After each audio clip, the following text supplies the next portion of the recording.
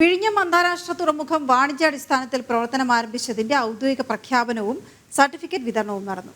വകുപ്പ് മന്ത്രി വി.എൻ. വാസവന്റെ ചേംബറിൽ സംഘടിപ്പിച്ച പരിപാടിയിൽ തുറമുഖ പ്രതിനിധികൾ പങ്കെടുത്തു. തുറമുഖത്തിന്റെ നിർമ്മാണ പ്രവർത്തനങ്ങൾ 2028 പൂർത്തിയാക്കാൻ കഴിയുമെന്ന് മന്ത്രി വി.എൻ. വാസവൻ പറഞ്ഞു.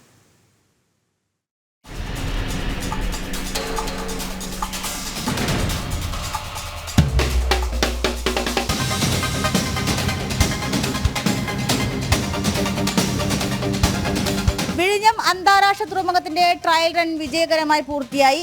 കൊമേഴ്ഷ്യൽ തുറമുഖം എന്ന ഔദ്യോഗിക പ്രഖ്യാപനമാണ് ഇന്ന് മന്ത്രിയുടെ ചേംബറിൽ നടന്നത്. തുറമുഖത്തിന്റെ നിർമ്മാണ പ്രവർത്തനങ്ങൾ 2028 പൂർത്തിയാകും. 2034 1% വരുമാനം തുറമുഖത്തിൽ നിന്നും സർക്കാരിന് ലഭിക്കും.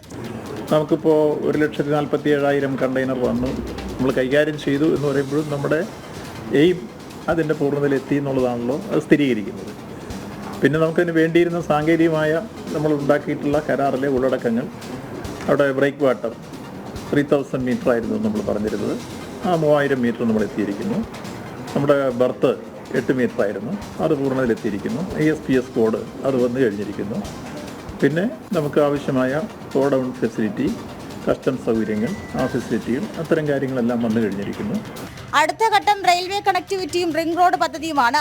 റെയിൽവേ കണക്ടിവിറ്റിക്ക് DPR പൂർത്തിയായിട്ടുണ്ട്. കൊങ്കൺ റെയിൽവേയാണ് പദ്ധതി നടപ്പിലാക്കുന്നത്. റിംഗ് റോഡ് പദ്ധതിയുമായി ബന്ധപ്പെട്ട സ്ഥലമെടുപ്പ് നടപടികൾ ഉടൻ ആരംഭിക്കും.